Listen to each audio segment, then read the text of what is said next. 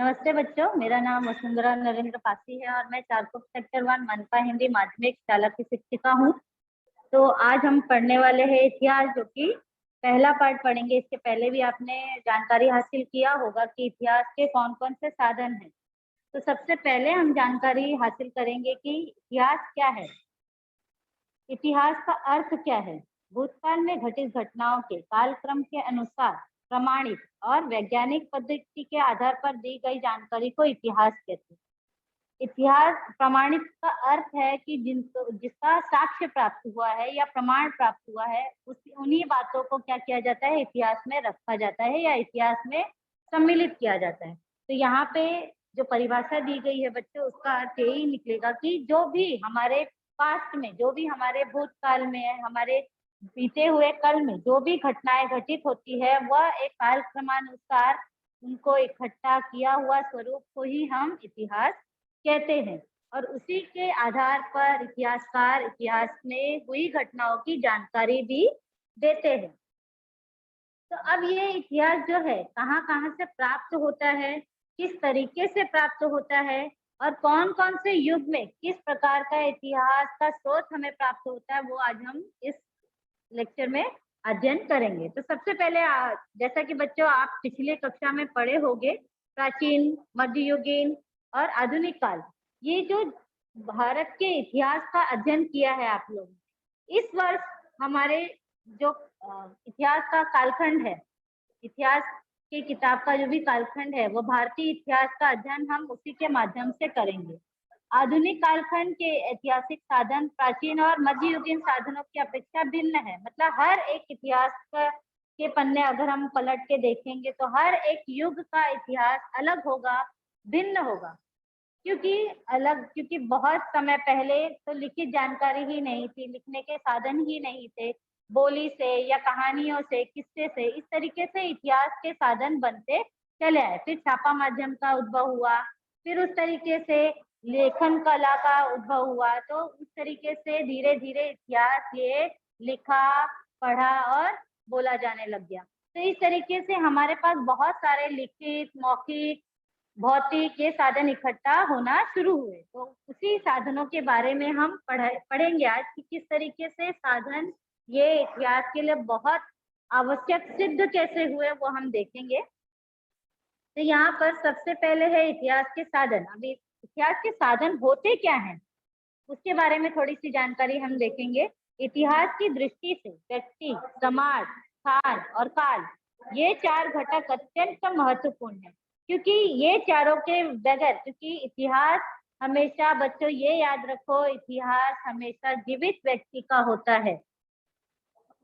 जीवित व्यक्ति से अर्थ है कि इतिहास जब भी घटित हुआ है, यह मानव द्वारा ही निर्मित किया हुआ है। तो सबसे पहले इतिहास के साधन में या इतिहास में सबसे महत्वपूर्ण चीज है व्यक्ति, फिर समाज, स्थान और काल, कि वह जो घटना है वो मनुष्य से जुड़कर किस समाज में घटित हुई, कहाँ पर घटित हुई और कब घटित हुई। तो ये चार जो चीजें हैं बच्चों, ये बहुत इंपॉर्टेंट है इतिहास के अध्ययन में। क्योंकि इतिहास ही जीता जागता है और इतिहास हमेशा जीवित मनुष्य का ही होता है। अब हम देखेंगे इतिहास को विश्वसनीय प्रमाणों पर आधारित होना आवश्यक है।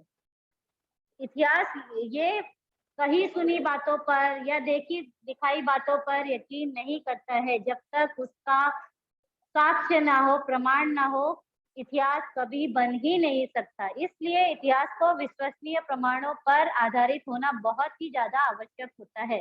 मतलब अगर ऐसे देखें तो हम कहीं किसी की बोली हुई बातों पर विश्वास ना करके, जब तक हमारे पास उसका प्रमाण ना हो, वो इतिहास में सम्मिलित नहीं किया जा सकता। इन प्रमाणों को ही इतिहास के साधन कहते हैं। तो जो भी हमें इतिहास को रचने में सहायता करते हैं, इतिहास के निर्माण में सहायता करते हैं, उसे ही इतिहास के साधन कहते हैं। अभी हम यहाँ पे देखेंगे कि इतिहास के कौन कौन से साधन होते हैं।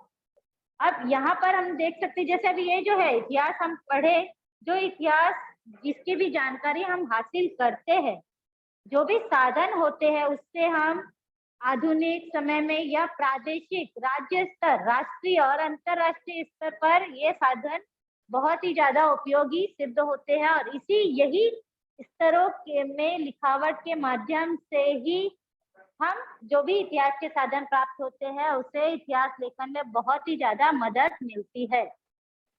तो सबसे पहले हम यहाँ पे देखेंगे कि इतिहास के कौन कौन से साधन हैं। तो बच्चों यहाँ पर इतिहास के 4 साधन है। पहला लिखित, भौतिक, मौखिक, दृक श्रव्य साधन।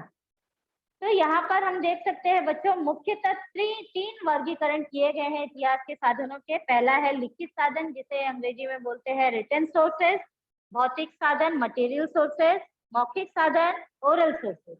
तो लिखित साधन का आपने पहले ही पिछले वाले पार्ट में अध्ययन किया होगा। आज हम पढ़ने वाले हैं भौतिक साधन और मौखिक साधन। तो सबसे पहले जानकारी हासिल करते हैं भौतिक साधन क्या होता है। तो बच्चों भौतिक साधन ये है कि जिस तरीके से आप देखिए यहाँ पर भौतिक साधन कौन कौन से हैं। सबसे पहले सिक्के, प्रार्थना स्थान, जो हमारे मस्जिद है, मंदिर है, ये सारे प्रार्थना स्थान जहाँ पर हम लोग समक्ष जाकर प्रार्थना करते हैं, वो सारी चीजें भौतिक साधन। अब ये भौतिक साधन में अब दैनिक उपयोग में आने वाली वस्तु है, जिन चीजों को हम लोग सापेक्ष देख सकते हैं, महसूस कर सकते हैं, छू सकते हैं वो, और उनका उपयोग भी कर सकते हैं, ऐसे साधन क्या होते हैं, भौतिक साधन। अब यहाँ पे जो भी आभूषण है, वस्तु संग्रहालय है, वेशभूषा है, आधुनिक स्थापत्य हो गए, जो मूर्ति हो गई, चित्रकला हो गए, जो भी अवशेष मिलते हैं इतिहासकार जिनको इकट्ठा करके हमारे समक्ष पेश करते हैं, अभिलेख, ताम्रपट, जिस पर पुराने जो लोग थे उन्होंने कुछ ना कुछ संदेश जो लिखे गए हैं राजा महाराजाओं के बारे में, उनके कपड़े, उनका रहन सहन, परंपराएं, ये सब क्या है, भौतिक साधन, मतलब मटेरियल सोर्सेस। तो अब यहाँ पे हम लोग देखेंगे कि भौतिक साधन, अब भौतिक साधन में यहाँ पर एक और चित्र दिया हुआ है बच्चों की ताकि तुम्हारा जो कॉन्सेप्ट है कि भौतिक साधन है क्या वो क्लियर हो सके। तो यहाँ पर नाणी का मतलब होता है सिक्के, प्रार्थना स्थल, दैनंदिन उपयोग में लाने वाली वस्तुएं, राजमुद्राएं या शिलालेख, अलंकार या जो भी हम आभूषण पहनते हैं, गहने पहनते हैं, वह भी एक तरह से भौतिक साधन।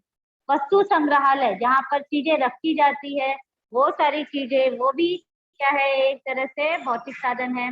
पहनावा, आधुनिक स्थापत्य, मतलब जो भी पुराने जो लोग मंदिर, मस्जिद या जहाँ पर कोई ऐसा स्थल जो आज के समय में बहुत प्रसिद्ध है, जैसे ताजमहल हो गया, कुतुब मीनार हो गया, दिल्ली और स्तंभ, बड़े बड़े स्तंभ जो है वो, या तो स्तूप, सांची का स्तूप, अगर ये एग्जांपल दे रही हूँ मैं, नगर, जो भी नगर बने हुए हैं, पुरानी इमारतें, किले, ये सब क्या है, हमारे भौतिक साधन। फिर शिल्प कला, जो हाथों से कुरेद कर या चीनी हथौड़ों के माध्यम से या अन्य उपकरणों के माध्यम से जो भी शिलालेख या पत्थरों पर आकृति बनाई जाती है, वह सब भी किसमें आते हैं, भौतिक साधन में। फिर उसके बाद अलग अलग गुफाएं हो गई जो स्वयं निर्मित है या किसी ने निर्माण करके बनाई है, ये सारी बातें भी किसमें आती है, हमारे भौतिक साधन में। अब ये जो भौतिक साधन है इसमें सबसे ज्यादा उपयोग में कौन सी चीजें लाई जाती है उसके बारे में हम पढ़ेंगे, कि जो कि है सिक्के और संग्रहालय। सबसे पहले बच्चे यहाँ पे देख सकते हैं हम अलग अलग सिक्के जो पुराने हमारे बचपन में हमने देखे होंगे। अब इसका चलन बंद हो चुका है क्योंकि डिमोनेटाइजेशन की वजह से भी और समय के साथ बदलाव होने पर भी ये सारी चीजों में भी बदलाव लाया जाता है। तो यहाँ पे हम देख सकते हैं 5 पैसे के सिक्के, 10 पैसे के सिक्के, 20 पैसे के सिक्के, जिसका भी चलन बंद हो चुका है पूरी तरह से। फिर यहाँ पे दूसरे चित्र में है संग्रहालय जहाँ पे बहुत सारी वस्तुएं मिलती है। तो सबसे पहले हम लोग जानकारी हासिल करेंगे सिक्के के बारे में। तो देखो यहाँ पर हमारे यहाँ पे सिक्के जो है 5 पैसे, 10 पैसे, 20 पैसे, 50 पैसे, 1 रुपए, 5 रुपए, 10 रुपए, और यहाँ पे नोट भी है बच्चों। देखो बहुत सारे अलग अलग रंगों के, अलग अलग तरीकों के कुछ सिक्के देखो अलग अलग धातु से भी बनाए जाते हैं। तो इसका एक जो भी सिक्के अगर तुम उठाकर देखोगे, हर एक सिक्के पर कुछ ना कुछ चिन्ह होता है, कुछ ना कुछ निशान होते हैं। तो ये जो सिक्के और जो नोट है, इनके द्वारा हमें इतिहास की जानकारी प्राप्त होती है। सिक्के के जो आकार होते हैं, वो जिस तरीके से धातु से बने होते हैं, उनके ऊपर जो चित्र बनाए जाते हैं, जो विषय रहते हैं, इससे उस समय का आकलन, उस समय के इतिहास का आकलन किया जा सकता है। सिक्कों पर अंकित संदेश से भी हम समसामयिक का अर्थ है बच्चों उस समय वर्तमान समय में जो भी महत्वपूर्ण विषय होगा वो उस सिक्के में अंकित किया जाता है, ताकि जो उसकी जानकारी हमारे आने वाली पीढ़ी को इसकी जानकारी मिल सके, वह इतिहास का एक महत्वपूर्ण साधन बन सके। इसलिए ये सारे सिक्कों पर भी कुछ ना कुछ सिंबल या कुछ ना कुछ अंकित किया जाता है। तो ये जो सिक्के और जो बदलते नोट है, इनकी छपाई के माध्यम से हम इतिहास को समझने में बहुत कारगर सिद्ध होता है। अब ये सिक्के और नोट ये बनते कहाँ पर है, जो कि रिजर्व बैंक ऑफ इंडिया ये नोटों की छपाई का कार्य करता है और इसका मुख्यालय बच्चों मुंबई में है। तो ये बातें ध्यान में रखोगे, क्योंकि ये फिलअप के लिए रिक्सान के लिए भी आता है। तो ये याद रखोगे कि रिजर्व बैंक ऑफ इंडिया ये नोटों की छपाई का कार्य करता है और इसका मुख्यालय हेडक्वार्टर कहाँ पर है, मुंबई में है। तो ये जो सिक्के है ये कब से बनने शुरू है, तो 1950 से लेकर वर्तमान समय तक के सिक्कों उनको बनाने के लिए उपयोग में लाई गई धातु, उसके आकार, उन पर अंकित विषयों की भिन्नता के आधार पर हम भारत की महत्वपूर्ण समस्याओं का भी बोध होता है। ऐसा नहीं है कि उस पर अंकित हमेशा कुछ हर्ष होगा या विनोद वाला होगा या कुछ अच्छा होगा, ऐसा नहीं है। बहुत सारी समस्याएं हो गई या कुछ प्रॉब्लम्स हो गए, तो उसका भी अंकित किया जाता है उन सिक्कों में आकृति के द्वारा। तो यहाँ पर हम देख सकते हैं कि बच्चों हमारी जनसंख्या बहुत ही ज्यादा बढ़ रही है। तो ये एक समस्या ऐसा नहीं कि अभी अभी उभरी है, इसकी शुरुआत बहुत समय पहले से ही हो चुकी थी, जब जनसंख्या का विस्फोट होना शुरू हो रहा था, कि मतलब जैसे जनसंख्या बढ़नी शुरू हो रही थी उसी समय इसका आकलन किया गया था और बहुत सारे सिक्कों में भी इसका जिक्र किया गया है, इसको दर्शाया गया है। तो उस समय यहाँ पर हम देख सकते हैं कि अलग अलग सिक्के जो है, यहाँ पर जो सिक्के दिए गए हैं, देखो सामने वहाँ पे 1970 के दशक में क्रांति हुई थी, हरित क्रांति, जहाँ पर फसलों की का उत्पादन बढ़ाया गया था। उस हिसाब से वहां पर उन सिक्कों को गढ़ा गया था। अब वहां पर फसल की उत्पादकता और उत्पन्नता बढ़ाने के लिए यहाँ पर क्रांति लाई गई थी, जिसको हरित क्रांति बोला जाता है। तो उसका भी एक सिंबल की तरह से, एक चिन्ह की तरह से इसका उपयोग इन सिक्कों में दर्शाया गया है। तो हम देख सकते हैं कि यहाँ पर धान की बाली, गेहूं की बाली, इस तरीके से चित्र अंकित किया गया है कि किसानों और कृषि को महत्व दर्शाने के लिए इन सिक्कों का उपयोग किया गया है, ये इन सिक्कों की रचना की गई है। तो यहाँ हम देख सकते हैं कि अलग अलग धातु से अलग अलग आकार के भी सिक्के बने हुए हैं हमारे इतिहास में, जो कि एक सशक्त साधन तैयार होते हैं हमारे भौतिक इतिहास के लिए। तो यहाँ पे देखो प्रतीक सिक्के दो दर्शाए गए हैं। एक तो है, जैसा कि मैंने बताया था कि भारत में जनसंख्या ये बहुत बड़ी और विकट समस्या है, जिसको सिक्कों में भी ढाला गया है कि एक प्रतीक बन सके जो हमारी भारत की समस्या है। तो सबसे पहले यहाँ पे देखो बच्चों दो सिक्के दिख रहे हैं। जनसंख्या को सीमित रखने वाले सिक्के, मतलब जनसंख्या, यहाँ परिवार खुशियां अपार, तो यहाँ पे हैप्पी फैमिली और छोटा परिवार खुशियां अपार, इस तरीके से संदेश दिया गया है सिक्कों में, ताकि लोग इनको देखें और समझ सके कि नहीं हमारी जनसंख्या ये क्या होनी चाहिए, कंट्रोल में ही रहनी चाहिए। तो एक चिन्ह बनाया गया है जिससे लोगों तक ये संदेश पहुंचे। यहाँ पे एक स्लोगन टाइप में भी दिया हुआ है कि छोटा परिवार खुशियां अपार, कि हमें छोटा परिवार अपनाना चाहिए। और दूसरे सिक्कों में कृषि तथा किसानों के महत्व को दर्शाते हुए सिक्के, देखो यहाँ पर किसान काम करते हुए दिख रहे हैं, छोटे किसान जो है वो, तो यहाँ पर वो भी संदेश दिया गया है कि हमें किसान और किसान से जुड़ी हुई बातों पे अधिक ध्यान देना बहुत ही ज्यादा जरूरी है, क्योंकि किसान ही हमारे यहाँ पर अगर हम देखेंगे तो कृषि 70% हमारे यहाँ किसान कृषि करते हैं, या उपयोग हमारे यहाँ पे अगर देखेंगे तो व्यवसाय 70% कृषि ही है आज भी भारत का। तो इसलिए हमें कृषि और कृषि से जुड़ी बातें बहुत ज्यादा आवश्यक है कि हमें वो जानना ही चाहिए और उसका रिस्पेक्ट करना चाहिए। तो यहाँ पे सिक्कों में भी उसको उसकी महत्वता दिखाई गई है, महत्वता दर्शाई गई है। समझ में आया बच्चों? फिर हम लोग दूसरा इम्पोर्टेंट भौतिक साधन पढ़ेंगे जो कि है संग्रहालय। तो सबसे पहले बच्चों मैं तुमको बताऊंगी कि संग्रहालय होता क्या है। बहुत सारे बच्चों आप लोग घूमे भी रहोगे संग्रहालय में, अलग अलग चीजें देखे भी रहोगे। तो यहाँ हम पढ़ते हैं, एक संग्रहालय एक ऐसा स्थान है जहाँ कलात्मक, सांस्कृतिक, वैज्ञानिक, ऐतिहासिक रुचि आदि की वस्तुओं का संग्रह किया जाता है और प्रदर्शित किया जाता है। वे आमतौर पर गैर लाभकारी संस्थानों द्वारा प्रतिबंधित होते हैं और जो मानव ज्ञान को फैलाने की कोशिश करते हैं। अब ये जो संग्रहालय का अगर हम लोग विच्छेद करें तो संग्रहधन आलय, जहाँ पे चीजें संग्रह करके सुरक्षित रखी जाती है, ऐसे स्थान को हम लोग बोलते हैं संग्रहालय। तो अब ये जो संग्रहालय है यहाँ पे बहुत सारे बच्चों आप लोग में बहुत सारी बच्चे लोगों को आदत भी होगी कि बहुत सारी सिक्के हो गए, स्टैम्प्स हो गए, डाक टिकट हो गए, ये इकट्ठा करना। तो वो जो इकट्ठा करके जिस स्थान पे रखा जाता है वो समझो तुम्हारा छोटा सा संग्रहालय हो गया। तो उसी का ही विस्तृत रूप जहाँ पर भारत में अलग अलग परंपरा, अलग अलग वेशभूषाएं, राजा महाराजा, क्रिकेट हो गया, या तो ऐसी ही चीजें जिनका बहुत साल पहले इतिहास होगा, ऐसी चीजों का सम्मिलित संग्रहालय में किया जाता है। तो यहाँ पर जो चीजें होती है वो भी बिना कुछ बोले हमें इतिहास का दर्शन कराती है। तो यहाँ पर संग्रहालय भी एक सशक्त माध्यम है किसका, भौतिक साधन का। तो अगर हम देखेंगे तो भारत के सभी राज्यों में उनकी अपनी प्रादेशिक विशेषताएं बताने वाली वस्तु संग्रहालय है। उनके आधार पर ही हमें इतिहास को समझने में सहायता प्राप्त होती है।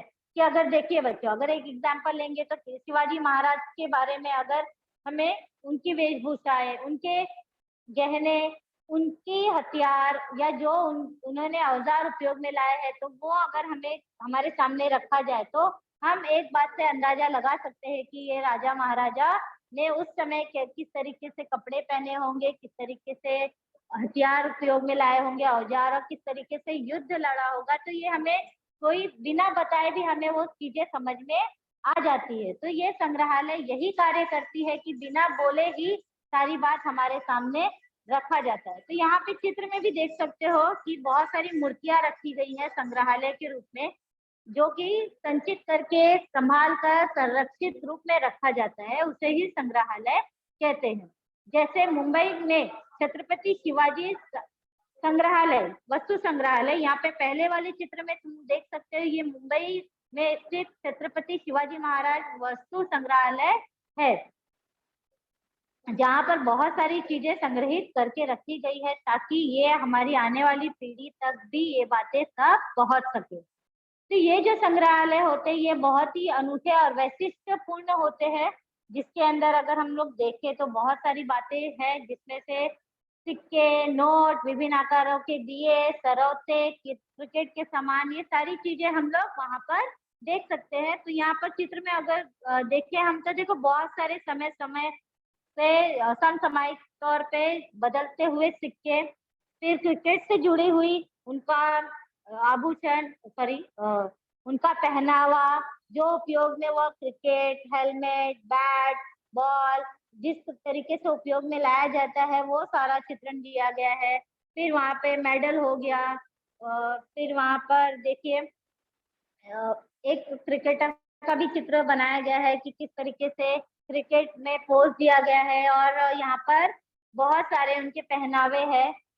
और उसी के साथ साथ अगर हम देखेंगे तो संग्रहालय में दिए, सरौते, ये सब भी रखे जाते हैं जो हमारे पुराने लोग उपयोग में लाते थे, वो भी एक हमारा इतिहास का साधन बन चुका है।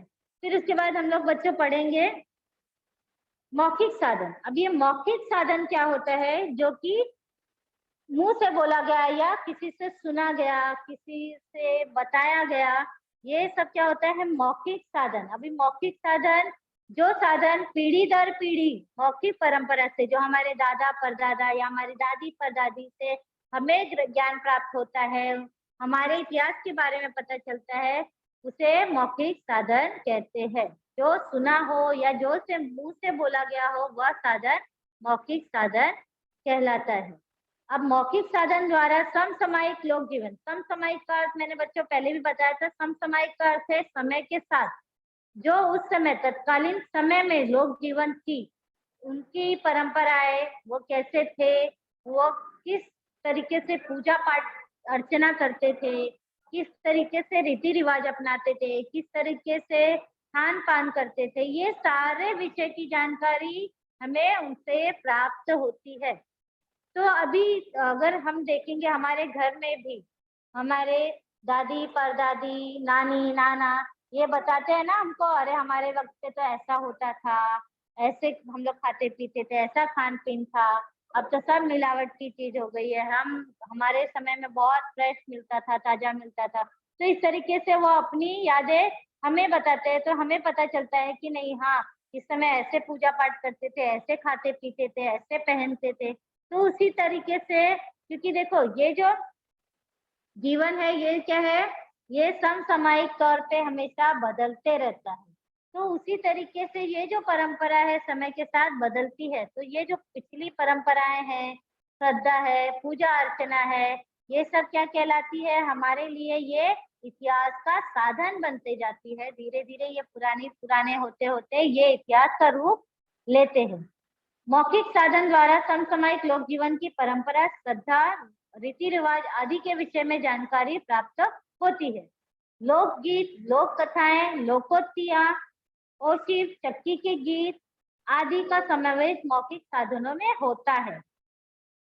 सही। अब यहाँ पर हम देख सकते हैं कि जो प्राचीन भारत का इतिहास का साधन है, अश्मयुग, जब हमारे यहाँ पर लोगों को किसी बात का या लेखन कला का उद्भव नहीं हुआ था, उस समय का इतिहास के बारे में बताया गया है। अश्मयुग से लेकर ईस्वी सन की 8वीं शताब्दी तक का कालखंड भारतीय इतिहास का प्राचीन कालखंड माना जाता है।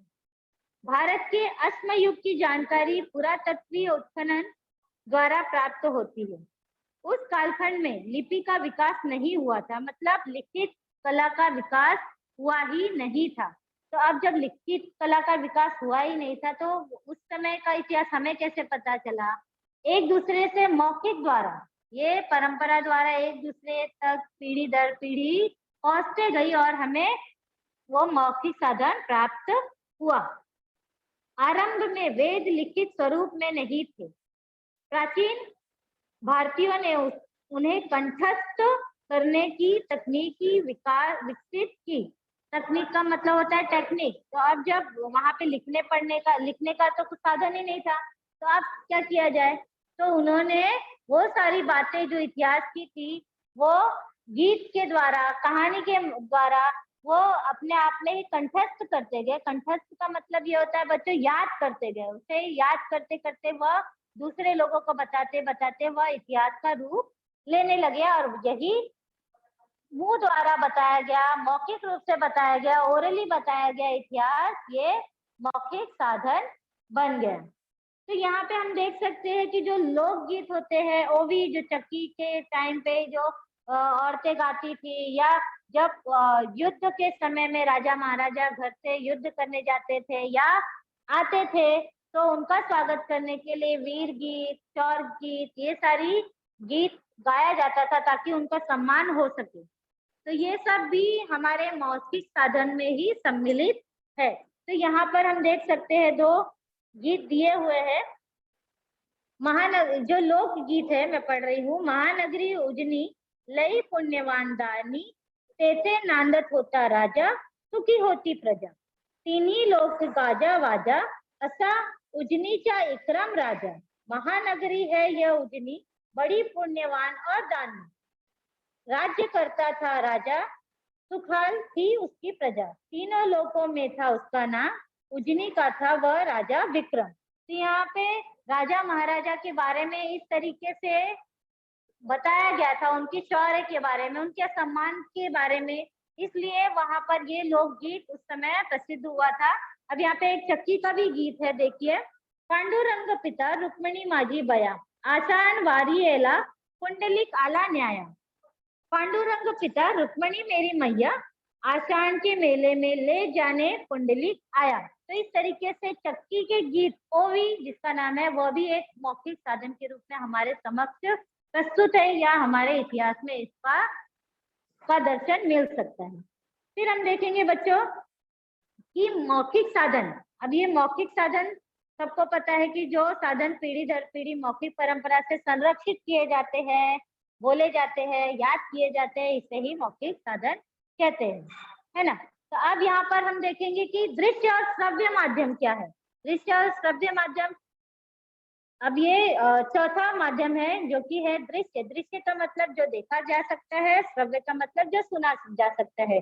अगर हम यहाँ चित्र में देखें तो एक जगह आंख है और एक जगह कान, जो भी चीजें हम देखते हैं वो दृश्य माध्यम द्वारा देखा जाता है, और श्रव्य माध्यम जो हम कानों से अपने समक्ष सुनते हैं वो क्या हो गया, श्रवण माध्यम। तो यहाँ पर दृश्य माध्यम और श्रवण माध्यम अगर हम देखेंगे तो एग्जाम्पल के लिए दूरदर्शन हो गया, फिल्म हो गया, इंटरनेट हो गया, ये सब साधन किसमें आते हैं, दृश्य श्रव्य साधन में। तो यहाँ पर दृश्य श्रव्य माध्यम के जरिए न सिर्फ कार्यक्रमों को सुना जाता है बल्कि घटनाओं के चित्र के रूप में देखा भी जा सकता है।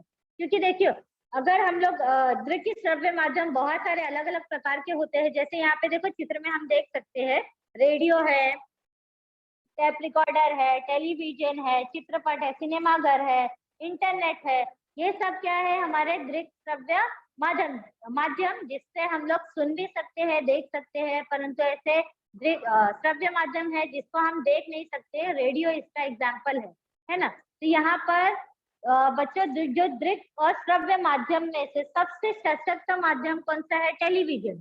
टेलीविजन इसके लिए बोला गया है क्योंकि देखियो, जब हम कोई बात देखते और सुनते हैं हमारी इंद्रियों से तो हमारे ऊपर समान प्रभाव पड़ता है, और जब हम बातें सुनते सुनते उसको दृश्य मतलब देखते भी है तो उसका असर हम पर ज्यादा पड़ता है, हमें वो बातें बहुत ज्यादा क्लियर होती है। तो इस वजह से दृश्य श्रव्य माध्यम से के जरिए न सिर्फ कार्यक्रमों को सुना जा सकता है बल्कि घटनाओं के चित्र के रूप में देखा भी जा सकता है। टेलीविजन एक सशक्त माध्यम है किसका, दृश्य श्रव्य माध्यम का। इसके कार्यक्रम रेडियो की अपेक्षा अधिक रोचक होते हैं क्योंकि इस पर चित्र भी प्रसारित होते हैं। टेलीविजन के कार्यक्रमों में श्रव्य के साथ साथ दृश्य सामग्री भी होती है, इसलिए ये अधिक समय के लिए मन में अंकित रहते हैं। जिन बातों को सुनकर या पढ़कर आसानी से समझ नहीं पाते उन्हें देखकर हम आसानी से समझ पाते हैं। बहुत सारी बातें ऐसी होती है कि हम सिर्फ सुनते हैं तो वो हमारे ध्यान से निकल जाती है, परंतु ऐसी बातें जो हम सुनते हैं और साथ साथ उसका चित्र हम देख भी सकते हैं तो वो सारी बातें हम पर बहुत दिनों तक असर की रहती है, या हमें हमारे दिमाग में वो बहुत दिनों तक कंठस्थ रहती है, याद रहती है। अगर हम कोई मूवीज देखे या पिक्चर देखे तो वो जो हीरो हीरोइन द्वारा किया गया दृश्य, गाने, फाइटिंग सीन हो गया, तो ये अगर हम प्रत्यक्ष कोई हमें बताएगा अरे इस हीरो ने ऐसे मारा वैसे मारा तो हमें उतना ज्यादा नहीं समझेगा। जब तक हम वो पिक्चर देखेंगे, वो मूवीज देखेंगे, तब वो ज्यादा बातें हमें याद रहती है। अगर उसी तरह से हम कोई कविता अगर यूट्यूब पे देखते हैं बच्चों, अगर सिर्फ किताब में पढ़ रहे हो तो वो नहीं समझ में आती है उतना ज्यादा। अगर हम यही चित्र यही कविता वीडियो के माध्यम से देखें तो वो बहुत दिनों तक हम पर असर करती है, बहुत दिनों तक वो हमें याद रहती है। तो इस तरीके से दृश्य और श्रव्य माध्यम में से बहुत सारे माध्यम है जिसको सिर्फ सुना जा सकता है, जैसे रेडियो हो गया। वैसे ही अगर हम देखेंगे तो बहुत आगे चल के मैं अभी बताऊंगी तुम्हें कि जो दृश्य श्रव्य माध्यम में ही बहुत तकनीकी आने की वजह से क्या क्या बदलाव आए हैं। तो सबसे पहले हम लोग देख सकते हैं कि जो दृश्य श्रव्य माध्यम से आजकल तो विदेशी चैनल भी हम तक पहुंच सकते हैं। अगर हम देखेंगे तो इसका अनुवाद हिंदी में भी होता है जो कि हिस्ट्री चैनल है, डिस्कवरी चैनल है, इसमें इतिहास का और भूगोल से जुड़ी बहुत सारी बातें बताई जाती है और ये अलग अलग भाषाओं में भी उपलब्ध होती है कि हम कोई भी भाषा जो हमें पसंद हो हम उससे सुन सकते हैं, उनसे ज्ञान अर्जित कर सकते हैं। तो ये एक सशक्त माध्यम है दृश्य श्रव्य माध्यम का या दृश्य श्रव्य साधन का। आगे चल के हम पढ़ेंगे बच्चों की किस तरीके से film and television institute of India ये 1960 से लेकर अब तक का सबसे सशक्त माध्यम है और दूर तक असर इसका दिखाई पड़ता है, जो कि है FTII, भारतीय film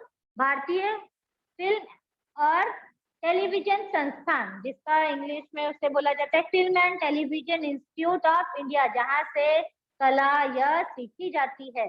film and television institute of India, यहाँ पे सिंबल भी है बच्चों, देखो FTII का बोध चिन्ह भी यहाँ पे दिखाया गया है। Film and television institute of India FTII Pune Maharashtra Bharat में स्थित एक फिल्म और टेलीविजन संस्थान है, जहाँ पर लोग जाकर सीखते हैं, डिग्रियां लेते हैं एक्टिंग की और बहुत आगे नाम कमाते हैं, कार्य करते हैं। भारतीय फिल्म और टेलीविजन संस्थान film and television institute of India FTII Bharat के पुणे शहर में स्थित है। यह संस्थान भारत सरकार के सूचना एवं प्रसारण मंत्रालय के अंतर्गत एक स्वशासी संस्था है। सन 1960 में पुणे के प्रभात स्टूडियो परिसर में इस संस्थान को स्थापित किया गया। विगत वर्षों में भारतीय फिल्म और टेलीविजन संस्थान के छात्रों ने भारतीय एवं अंतरराष्ट्रीय सिनेमा एवं टेलीविजन के क्षेत्र में काफी नाम कमाया। हम देख सकते हैं हीरो हीरोइन जो भी है वह कहीं ना कहीं जाके एक्टिंग सीख कर कलाकार अपनी कला का प्रदर्शन करते हुए बहुत सारे अवार्ड इंटरनेशनल नेशनल लेवल पे अपनी कला का प्रदर्शन करते हैं और इनाम भी पाते हैं। तो इस तरीके से हम देख सकते हैं भारतीय फिल्म और टेलीविजन संस्थान का बहुत बड़ा योगदान है हमारे दृश्य और श्रव्य माध्यम के रूप में, हमें वो भी एक इतिहास के रूप में, क्योंकि पहले देखो रंग बिरंगी फिल्में नहीं थी, फिर धीरे धीरे जब रंगों का अर्जन हुआ या रंगों का निर्माण हुआ फिल्म कला में, तब जाकर आजकल तो 3D मूवीज भी आने लग गई है। तो इस तरीके से यह समय के साथ साथ बदलता हुआ स्वरूप है कि ये पहले किस तरीके से कहाँ से शुरू हुआ था, ये इतिहास बनते बनते आज हम देख सकते हैं कि अलग अलग बदलाव फिल्म इंडस्ट्री में भी आ चुका है, भारतीय फिल्म में भी आ चुका है, टेलीविजन संस्थान में प्रोग्राम्स में देखेंगे तो बहुत ही बदलाव आ चुका है। तो ये सारा जो दृश्य श्रव्य माध्यम भी एक सशक्त माध्यम है, फिल्म भी एक सशक्त माध्यम है हमारे मौखिक साधन जो दृश्य श्रव्य साधन के लिए। तो हम यहाँ पर अब ये जो है अब इसी के साथ साथ इंडियन न्यूज रिव्यू नामक एक संस्थान है जो कि बहुत इंपॉर्टेंट है, उसके बारे में भी हम देखेंगे कि जो डॉक्यूमेंट्री फिल्म जो कि 5 मिनट 10 मिनट या 15 मिनट आधे घंटे इस तरीके की फिल्म बनाई गई है, ये ज्यादातर किससे जुड़ी हुई होती है। तो बच्चों देखो पहले तो हम जानेंगे कि डॉक्यूमेंट्री होती क्या है।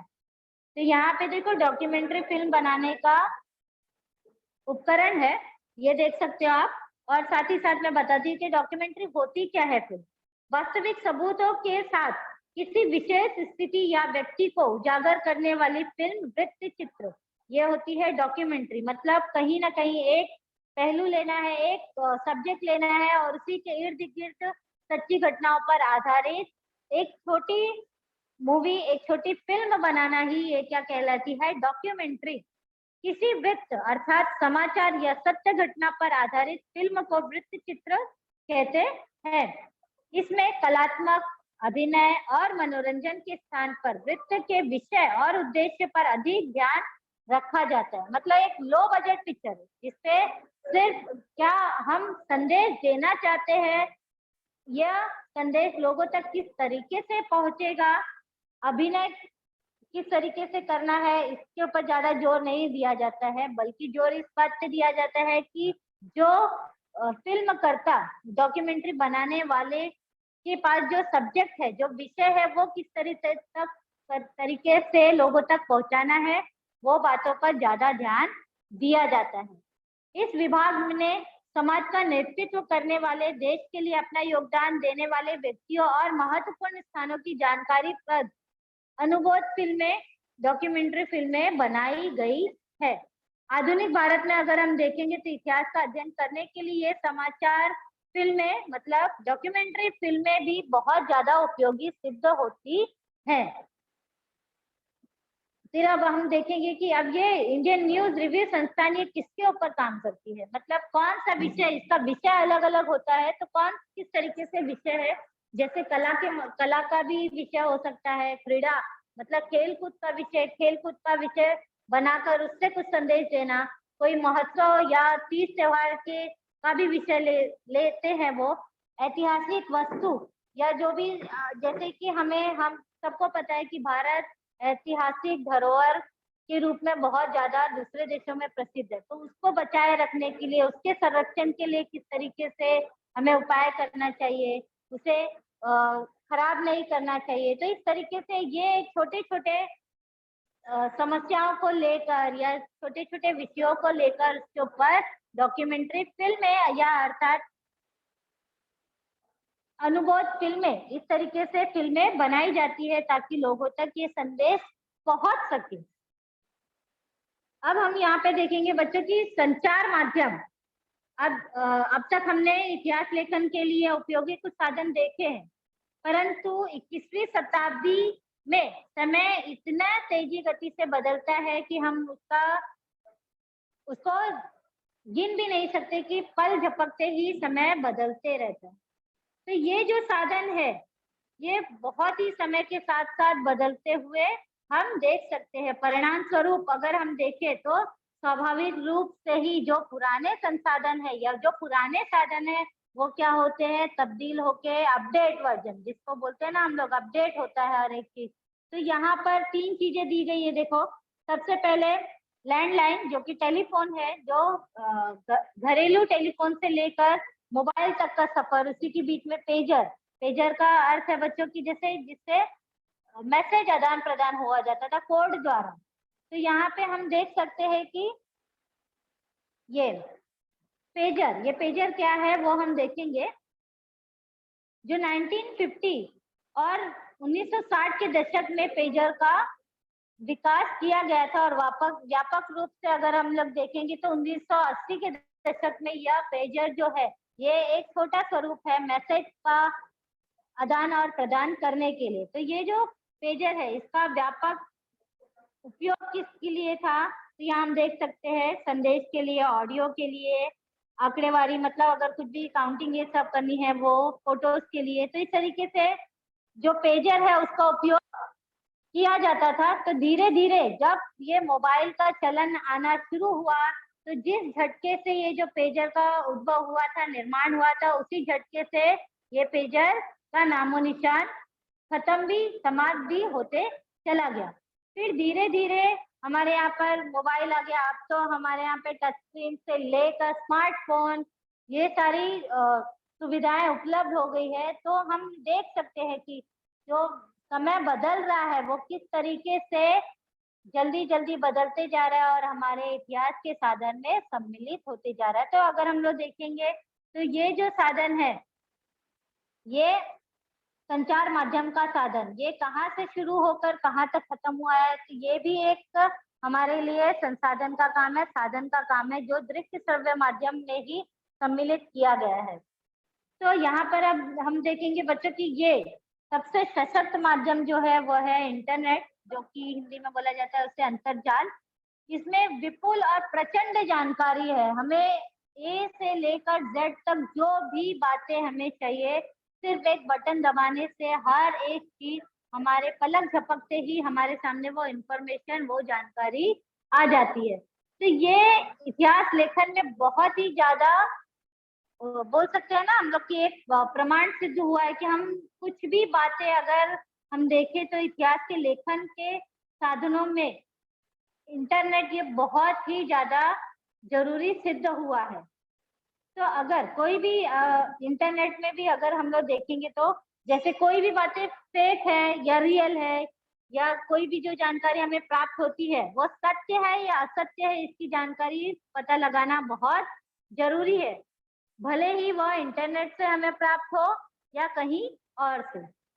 तो अब हम यहाँ पे अगर हम देखें तो इतिहास के लेखन के साधनों का संरक्षण किस तरीके से करना है, मतलब हमें किस तरीके से उसे संभाल कर रखना है। तो ये जो इंटरनेट से विपुल जानकारी उपलब्ध तो हो रही है, परंतु हमें हमेशा जो भी अध्ययन करता है या जो अध्ययनकर्ता होते हैं उनको ये सारी जानकारी जो भी इंटरनेट से प्राप्त होती है या अंतर्जाल से प्राप्त होती है, इसकी सत्यता की जांच करना भी बहुत जरूरी है। तभी हमारे इतिहास लेखन में ये सारे साधन उपयोगी सिद्ध होंगे। इतिहास मानव जीवन के सभी अंगों को स्पर्श करता है, इसलिए यह बहुत महत्वपूर्ण है कि जो भी प्रमाण, जो भी सत्य हमें पता चल रहा है उसका हम लोग क्या करें, जांच पड़ताल करें। इस दृष्टि से हमें इतिहास के सभी साधनों का संरक्षण करना चाहिए। जो भी हमें साधन प्राप्त है, जो भी हमें साधन प्राप्त हो रहे हैं, तो हमें क्या करना है, उसके लिए हमेशा उसका जांच पड़ताल करना बहुत जरूरी है। इन सभी साधनों के आधार पर इतिहास का अध्ययन करना सहज और सरल हो गया है। साथ ही ये सभी साधन आधुनिक समय के हैं अथवा उनका उपलब्ध होना संभव है। इतिहास मानव जीवन के सभी अंगों को स्पर्श करता है, अतः उनके साधनों के संरक्षण के प्रयास सभी स्तरों पर किए जा रहे हैं। ऐसे प्रयास हमें भी करना चाहिए। तो हम यहाँ पर देख सकते हैं बच्चों की हमने जो इतिहास के साधन है हमारे, जैसे लिखित साधन, भौतिक साधन, मौखिक साधन, दृश्य श्रव्य साधन, ये हमारे लिए बहुत ही ज्यादा जरूरी सिद्ध होते हैं, क्योंकि इन्हीं से इतिहास का लिखा जाना, इतिहास की मौजूदगी निर्भर करती है। अगर इनमें से हमें एक भी साधन नहीं मिलते तो हमारा इतिहास हमें कैसे पता चलता कि हमारे पुराने लोग, हमारे जो पूर्वज थे, वह किस स्थिति में रहे, कि कौन सी परंपराओं का अर्जन किए, किस तरीके से पूजा पाठ करते थे, किस तरीके से पहनते थे, खान पीन कैसा था, कि कैसे जगहों में रहते थे, किस किस नगर का उन्होंने निर्माण किया था, ये सारी बातें हमें कैसे पता चलती। तो इसलिए ये जो भी साधन है, जो भी आज हमने पढ़ा, वो साधन को हमें क्या करना है, एकदम संभाल कर रखना है, ताकि हम इस पर आगे चलकर ये हमारे हमसे होकर पीढ़ी दर पीढ़ी जो कि आने वाला कल है, हमें उन्हें भी देना है, उन्हें भी बताना है, ताकि वह हमारे यहाँ पर हमारे जो इतिहास में जो भी समस्याएं थी वह आगे चलकर उनको ना भुगतना पड़े या उनको ना सामना करना पड़े। इसलिए भी ये सारी बातें हमें, ये सारे साधन को संरक्षण करके, संरक्षित करके, संभाल कर रखना बहुत ही ज्यादा जरूरी है। साधन दृश्य श्रव्य साधन, तो आपको अगर कुछ भी डाउट है जो भी हमने पढ़ा है तो आप हमसे पूछ सकते हैं।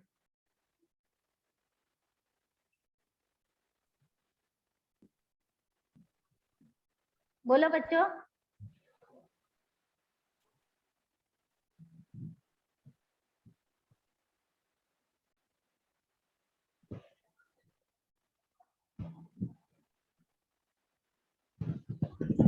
Hello, good morning teacher. Good morning, बोलो बच्चा। टीचर आपने वो बोले थे ना डॉक्यूमेंट्स, वो क्या होता है मुझे नहीं समझा टीचर, उस टाइम मेरा नेटवर्क चला गया था। अच्छा अच्छा, बताती हूँ। देखो बच्चों, डॉक्यूमेंट्री क्या होता है। डॉक्यूमेंट्री ये पहले तो जान लो, ये छोटा रूप होता है फिल्म का, जो 5 मिनट 10 मिनट से विषय वस्तु जो भी टॉपिक होता है या जो जिसने वो डॉक्यूमेंट्री बनाई है, वो उनको कौन सी बातें श्रोता तक पहुंचानी है, वही विषय वस्तु का चित्रण उसमें होता है। जैसे कोई भी एक समस्या ले लो, जैसे अभी हमारे यहाँ पे जनसंख्या, अब जनसंख्या को किस तरीके से रोका जाता है, जनसंख्या को किस तरीके से कम किया जा सकता है, या जनसंख्या किस प्रकार से हमारे लिए घातक है, उसका चित्रण एक परिवार के रूप में ले लो। वहां पे एक छोटा सा फिल्म दर्शा दिया गया है कि हाँ ये परिवार है, छोटा परिवार है, बड़ा परिवार है, अंतर दिखा दिया गया है। तो ये 10 मिनट का उनको चित्रण करके श्रोता के सामने, जो देखने वाले उनके सामने पेश करना है, तो वो एक छोटी सी फिल्म, ये क्या कहलाती है, डॉक्यूमेंट्री फिल्म, जिसे हिंदी में बोला जाता है अनुभव फिल्म या वृत्त चित्र। Thank you teacher. समझ में आया? टीचर हाँ मेरा और एक सवाल है कि डॉक्यूमेंट्री को बनाया पूछो। किसने? हाँ बनाया वाला। किसने? ये हाँ वाला मैं आपको अगले उसमें बता दूंगी कि इसका निर्माण कहाँ हुआ था, कब हुआ क्या था। ठीक है। Okay teacher, thank you.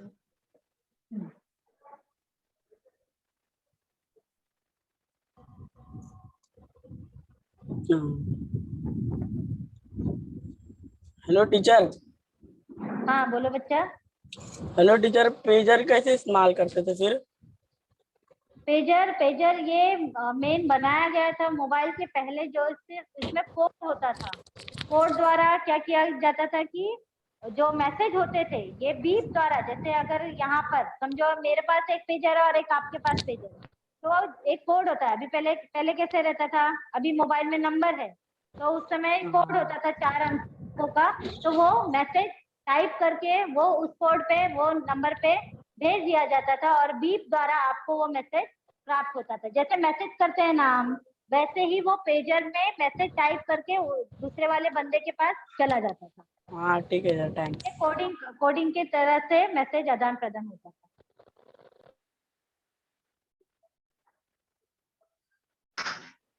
Hello teacher. हाँ बोलो बच्चा। टीचर पेजर मतलब वो मेरा नेट नहीं पेजर मत होती है वो। हाँ ये जो पेजर है ये 80 के दशक में सिर्फ मोबाइल के पहले इजाद किया गया था, मोबाइल के पहले निर्माण किया था और बहुत जल्दी आया और बहुत जल्दी चला भी गया। तो ये जो पेजर है ये कोडिंग सिस्टम से बनाया गया था। जैसे 4 अंकों का कोड होता था, जैसे भी मोबाइल नंबर कैसे होते हैं 10 अंकों के, वैसे ही पहले 4 अंकों का कोड होता था जिसके द्वारा मैसेज का जो संदेश होता था उसका आदान प्रदान किया जाता था।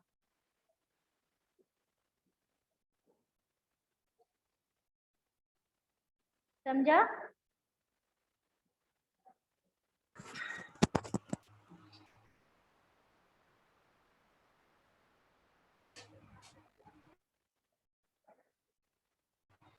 टीचर पेजर में क्या सिम लगता था? नहीं, वो एक कोडिंग सिस्टम द्वारा ये किया गया था ना, तो उसमें सिम नहीं, वो समय सिम नहीं आए थे। इतिहास के साधन जो कि बहुत जरूरी है हमारे लिए और हमें इसका संरक्षण करना चाहिए आपको हमें, ताकि हम हमारे फ्यूचर, हमारे आने वाली पीढ़ी तक भी हमारे इतिहास, हमारे जो भी परंपराएं रीति रिवाज थे वो पहुंचा सके, इसलिए हमें इनका संरक्षण करना चाहिए।